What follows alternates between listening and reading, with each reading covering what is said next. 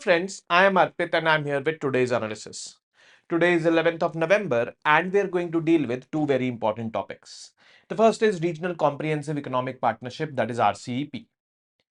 Very recently, the CEO of Niti Aayog has said that India should be part of RCEP.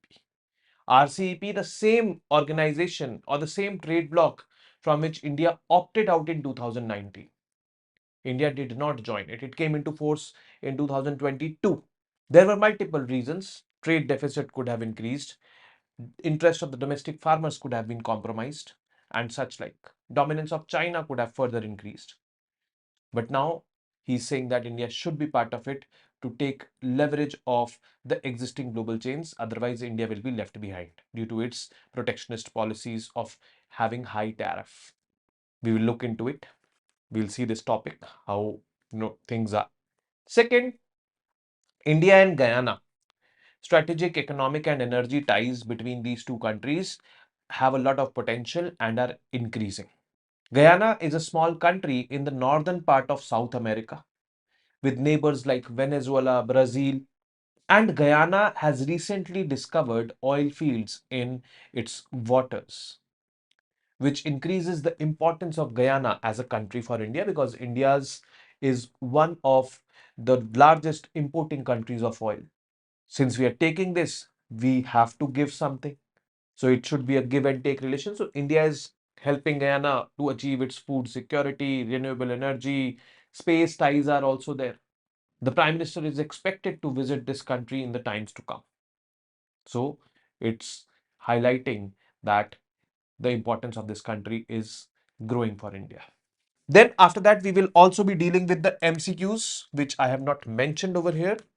We will be dealing with the MCQs based on these two topics and discussing the answer to the MCQs of Friday.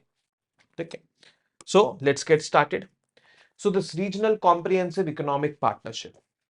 First of all, it is a free trade agreement, a trade bloc, free trade agreement where whatever trade is happening, there is either very less tariff, that is import duty, export duty, or there is, I would say, no tariff. So that trade increases, trade ties deepen. Now, in this free trade agreement or this trade bloc RCEP, there are 15 countries. It is the largest trade bloc in the world in terms of the trade, in terms of number of countries. So, which are these 15 countries? 10 ASEAN countries: Myanmar, Laos, Thailand, Vietnam, Philippines, Cambodia, Malaysia, Indonesia, Singapore, Brunei. After that, 5 non-ASEAN countries which are part of RCEP: China, Japan, South Korea, Australia, New Zealand. So you can see the green ones over here are non-ASEAN RCEP countries and the blue ones are ASEAN RCEP countries. So this deal was signed in the year 2020. It came into force from 1st January 2022. 30% of the global GDP, 30% of the world's population, and 30% of the global trade happens among these 15 countries. That makes it the largest trade bloc in the world. And India is not part of this particular trade bloc. India chose to be out of this trade bloc in 2019. But now the Niti Aayog CEO, Mr. BVR Subramaniam, he is saying that India should be part of it. What are his logics? We will discuss that. What are the reasons why India opted out of it? We will discuss that as well. So, but yes, whatever he's saying, he is, just saying the opposite thing of the Indian government stance since it opted out of this trade pact in 2019. Actually, his focus is on China plus one strategy. He says that being part of this trade bloc, okay, there are threats that more trade deficit will be there, trade deficit will rise. There can be dumping threats also. But our manufacturing capabilities are also increasing. And we can export also to the world, to these countries. We can manufacture over here and export because Make in India has gained momentum in the recent few years. Now, He says that China plus one strategy we are missing out on. So what is this China plus one strategy? Many countries all across the world, they are becoming alternate manufacturing hubs apart from China. China, we all know, is the manufacturing hub of the world, and China has made many countries dependent upon itself. And now this China plus one strategy, which has been coined by the West because they are fed up with China. So they are looking for this plus one countries apart from China where they could manufacture. And it is not like India has not been, part of China plus one. We've got Apple manufacturing over here. We've got Samsung manufacturing base over here, shifted from China. But yes, we have not taken full advantage of this China plus one strategy or China plus one, I would say, policy which is being promoted by the West. Whereas countries like Turkey and all, they have taken advantage. Many countries in the ASEAN have taken advantage of this situation, Vietnam, Philippines and all. So why not India? So that is the basic, I would say, of Mr. Subramaniam's argument that India should be part of RCEP, take advantage of the China plus one strategy, increase its exports to this, RCEP countries. And since exports will be competitive because it is a free trade agreement, so exports can increase also. It can generate more economic activity in the country. It can generate more employment in the country. That is what his, you know, take is. And similar take is of the World Bank and the economic survey, the ongoing economic survey that advocate for greater indication of India into this regional comprehensive economic partnership, this trade bloc. So this economic survey is ongoing. When it will be released in February and all, then we will be covering it in detail and we'll see what actually the economic survey has to say about it. About RCEP, the most of the things you've known with respect to RCEP till now, that is, it is a free trade agreement bringing together not 16 but 15. It had to be 16.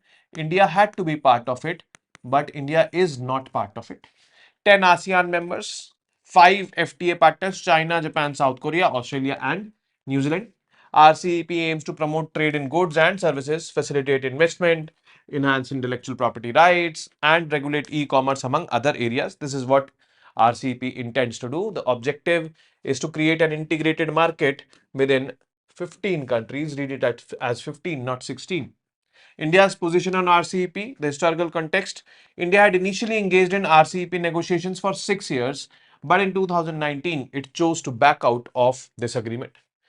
This decision was largely governed by concerns that joining the RCEP would disproportionately benefit China because China's economic integration with these countries will further increase.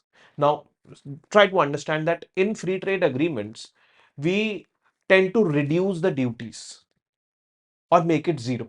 Duties means import duty, export duty, tariffs and all. China is known for dumping. Dumping means that those products which China has manufactured and are not moving, they are kept as inventory in China only, not getting sold, have become obsolete also. China tends to sell it at lower prices or cheaper prices in other countries. Now this is called as dumping. This low price goods, when it enters the market of other countries, it tends to distort that market. Why? Because the same product, any domestic manufacturer is manufacturing in that country, obviously the price of that product is higher than that cheaper product which China has dumped. So people will go for buying that Chinese product only because the same product is available at cheaper price. It is quite common sense. So if we are part of a free trade agreement with China, we cannot do anything about China's dumping. If we are not part of a free trade agreement with China, which India is as of now in the RCEP, we have all the rights to impose anti-dumping duties. Anti-dumping duties are import duties on the dumped products. These anti-dumping duties basically lead to, rise in the prices of that particular product and, you know, avoid the distortion of the domestic market. This is basically the funda, and we are we will only be able to levy this anti-dumping duty or this increased import duty on the Chinese dumped products if we are not in a free trade agreement. If we are in a free trade agreement, we would be bound that we should not, increase the import duty on it. So this is basically the logic, and we have already. And second concern was that our trade deficit will further increase if we come into this free trade agreement, because we have a trade deficit with China which is huge, nearing somewhere around $100 billion, and we have trade deficit with ASEAN countries also, somewhere around $40 to $50 billion trade deficit. Total trade is somewhere around $125 billion with ASEAN countries. There also we have a trade deficit. So we were worried about that our trade deficit might widen. So these were the apprehensions, and due to these apprehensions, we did not join RCEP. Now, why India should join RCEP? Mr. Subramaniam's take. He has outlined a few points. So missed opportunities in the China plus one strategy. So what is China plus one strategy? I've already told you. So countries like Vietnam, Indonesia, Malaysia, Turkey, and Mexico have capitalized on the China plus one strategy. They have opened many manufacturing hubs in their respective countries, and they are exporting to the world. They are producing for themselves as well. But India has not taken advantage like these countries. India has taken advantage, but not like these countries. This strategy involves shifting some production units out of China to other countries, thus diversifying the supply chains. India, he argued, has not leveraged this opportunity to the same extent as these countries have. Then US tariff threats and India's trade barriers. India's trade barriers are basically tariff barriers. The import duty. It is generally considered that India's import duties are higher. See, India has signed free trade agreements with many countries. ASEAN, we have a free trade agreement. So with Australia also we have such kind of agreements. But with Japan we have a SEPA, that is the highest amount of free trade agreement. But you know, generally it is considered that India is having higher tariffs with those countries with which India has not signed free trade agreements, like China, like USA. The USA in the previous Donald Trump presidency had some conflict with India because of India's protectionist policies. So that can reoccur.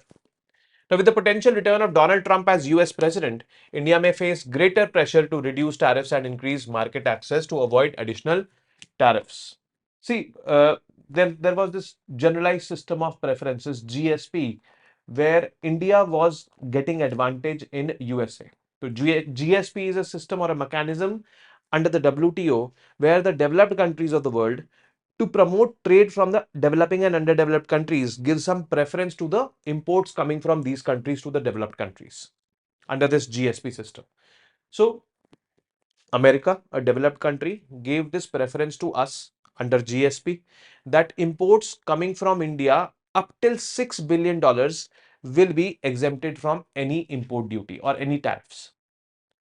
Beyond $6 billion, we will be imposing tariffs on the goods coming from India. This was some, I would say, exemptions given to us, or some, I would say, preference given to our trade. But USA removed us from GSP list. Means USA took away all these preferences from us. In return, India also imposed retaliatory tariffs on the US goods coming in to India from USA. That became a problem between India and USA, and there was, a case, or I would say a conflict between India and USA in the WTO with respect to this. And this happened during Donald Trump's previous presidency. Again, he is here.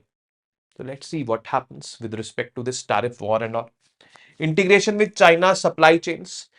Mr. Subramaniam is saying that if India becomes part of this, RCEP, India will be integrated much deeper with the supply chains of China, and which is basically good for India's import export or India's overall trade, because China has tried to establish stable and secure supply chains, because it is the factory of the world. It is an export oriented country.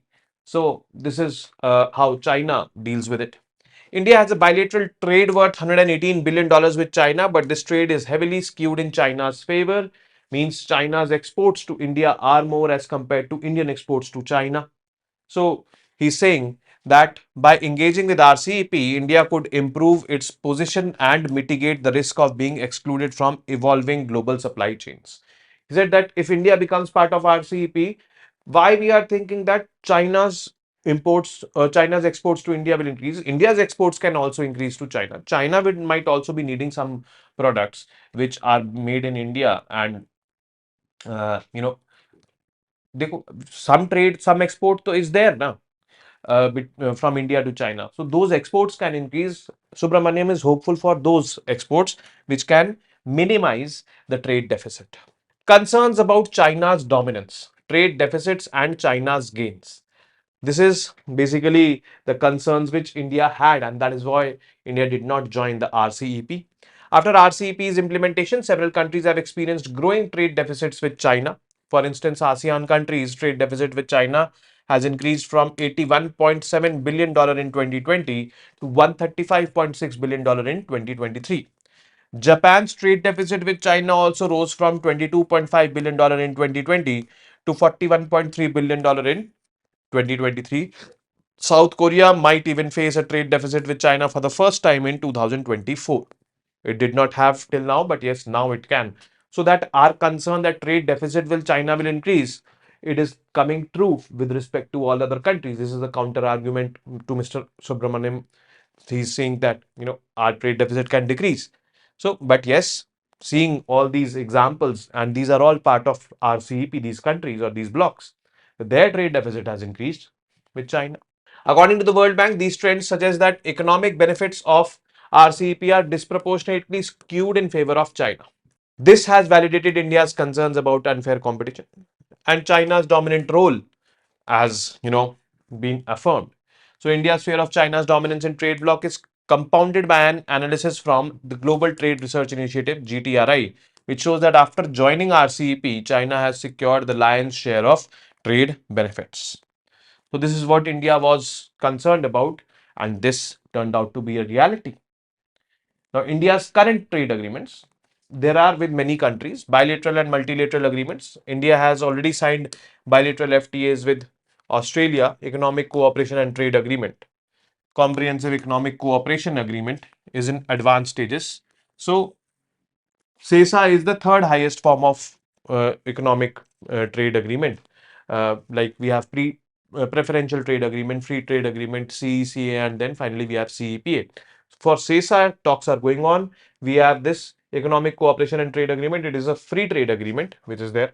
New Zealand negotiations for FTA are ongoing. So let's see what happens. Future prospects in the free trade agreement with EU, UK, and other regions are also being discussed.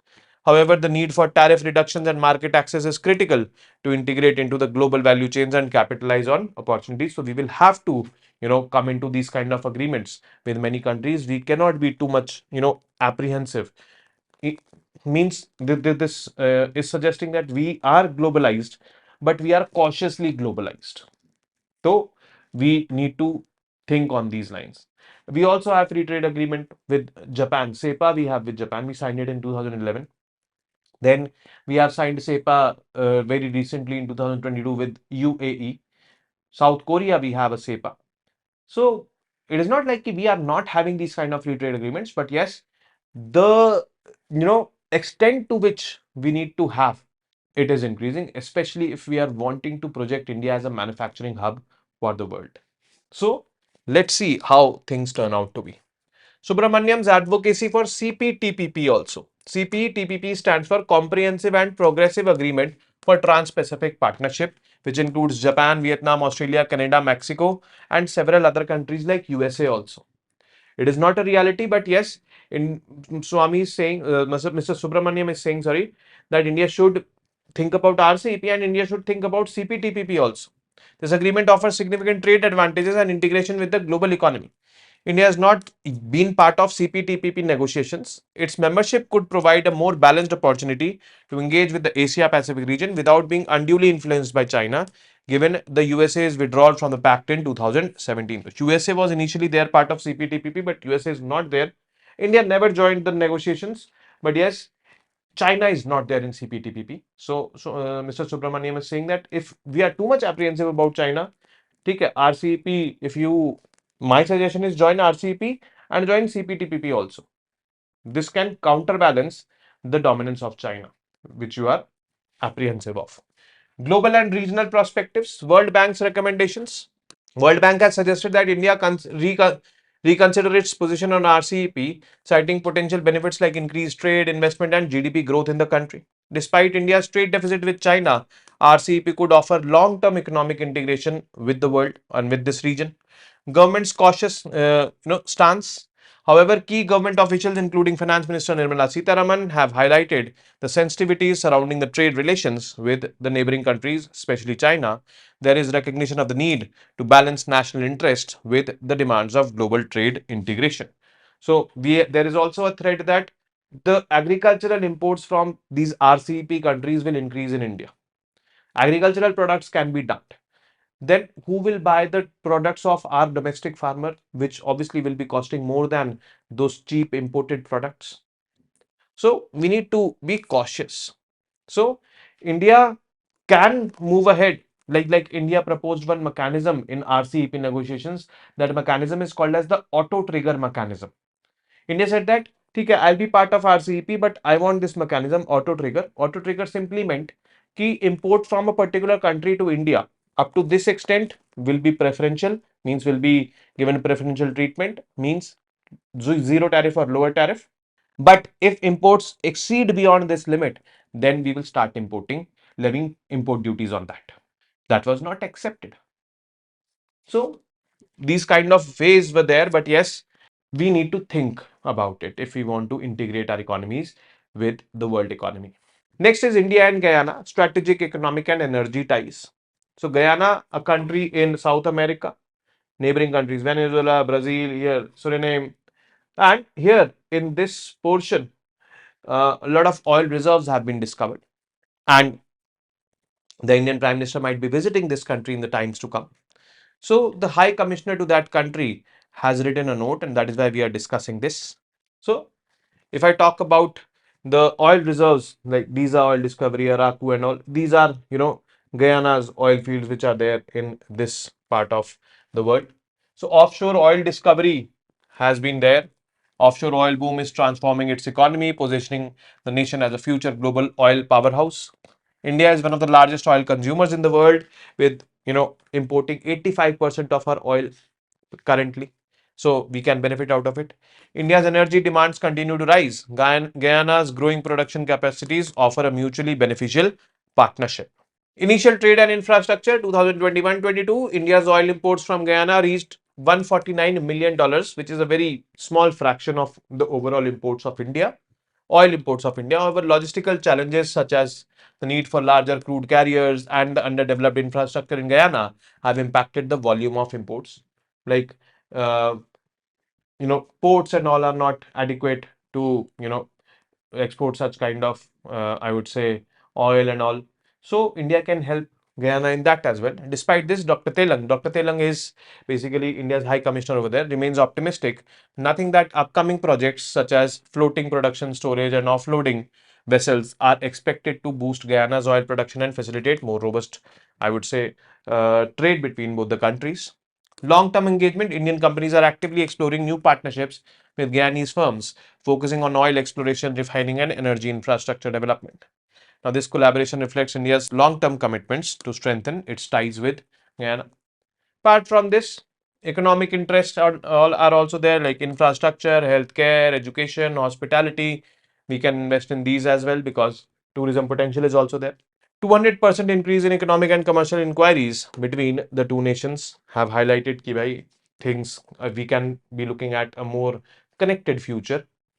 Bilateral trade, India's bilateral trade with Guyana reached $106 million, which is very less, marking a 60% growth from the previous year. But yes, this growth is substantial. Key Indian exports to Guyana include machinery, pharmaceuticals, vehicle parts, while Guyana's exports essential resources such as bauxite, ores, and iron, apart from oil. Now, in education, healthcare, things are happening. Opportunities in healthcare and education are there. Then, Indian educational institutes are partnering with Guyana's Goal initiative to offer online courses with a particular focus on technology, agriculture, and media studies. Now, food security cooperation. So, this CARICOM region is there. CARICOM is the Caribbean community, which Guyana is part of, and Guyana plays a pivotal role in Caribbean food security. And India has extended its support for Guyana's agricultural sector. Let's not forget that India's agricultural exports to the world are increasing. Last year, we were a net exporter of $53.4 billion worth agricultural exports to the world. We also made this proposal of marking 2023 as International Year of Millets. So this also paid off. Dr. Telang highlighted this as a significant step towards food security, agro processing and technology transfer. We are doing that, machinery and all we are exporting. So this is basically agricultural machinery is getting exported over there. Training programs, equipment supply and deployment of Indian experts in agriculture is also part of this particular program in Guyana. Renewable energy, basically India's solar home energy program, the Pradhan Mantri Suryodaya Yojana or the Har Ghar Muft Bijli Yojana, basically that is gaining prominence over there, this concept, and Guyanese are interested in that. We've also, talked about International Solar Alliance, so this is going to deepen our relationship in the renewable energy sphere with Guyana. Defense cooperation. Though India and Guyana's defense relations have strengthened through the delivery of two Dornier aircraft to Guyana under defense line of credit. So this is strategic partnership coming into picture. This cooperation extends beyond military equipment, include training and capacity building for Guyanese personnel. Indian defense training programs are helping CARICOM member states to enhance their capabilities.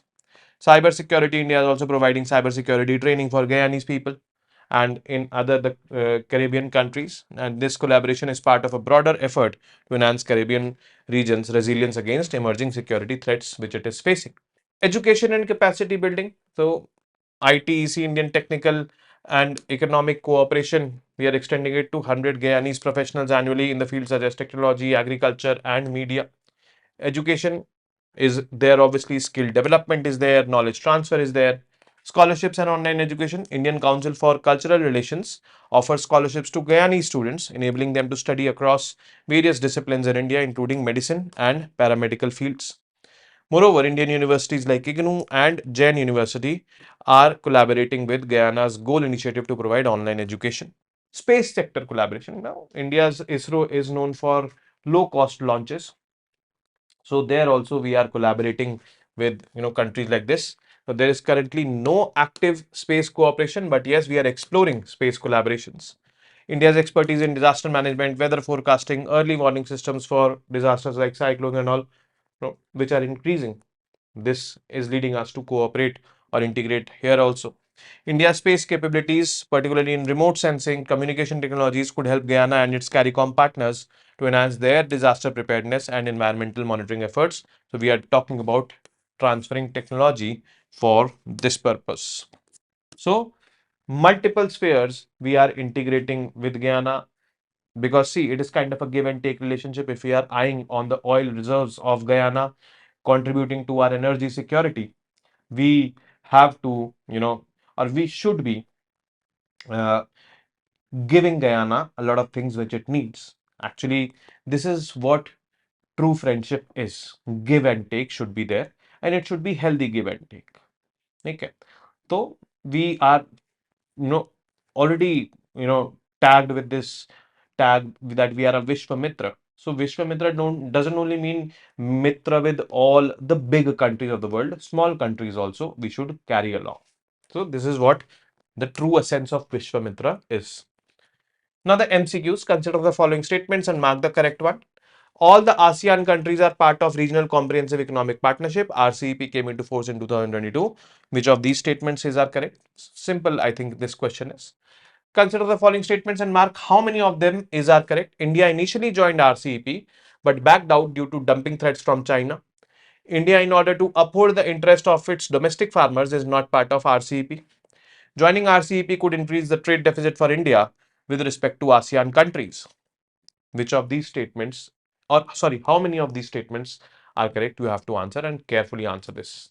Which of these countries is not part of RCEP? Vietnam, New Zealand, Fiji, Japan. Which of the following countries share a boundary with Guyana? Venezuela, Brazil, Suriname, Ecuador. Only one and two, only one and three, only one, two, and three, and all of the above. Now, the answers to the MCQs of 8th November. Consider the following statements and mark the correct one. Global tuberculosis report is released by WHO. This statement is correct. India has increased the gap in the missed TB cases since 2015 as per the report. India has decreased the gap. Increasing the gap means situation is getting worse. We are not able to identify the missed TB people. So this is wrong. That is why only one is the correct answer for this. Which of these microbes cause tuberculosis? Very simple. It is bacteria. Tuberculosis. Bacterium tuberculosis was basically the name of this. And third is, which of the following can be considered as the objectives of PM Nikshay Poshan? PM Nikshay Poshan is basically the program of Government of India, where Government of India provides financial assistance to all the notified TB patients so that they can buy more amount of nutritious food for themselves. More amount of nutritional intake will lead to will enable them to better fight this disease, reduce their pocket expenditure for nutrition, and be more healthy. So better nutritional outcome for the notified TB patients, yes. Reducing out of pocket expenditure, because now 1,000 rupees is being paid, earlier 500 was being paid.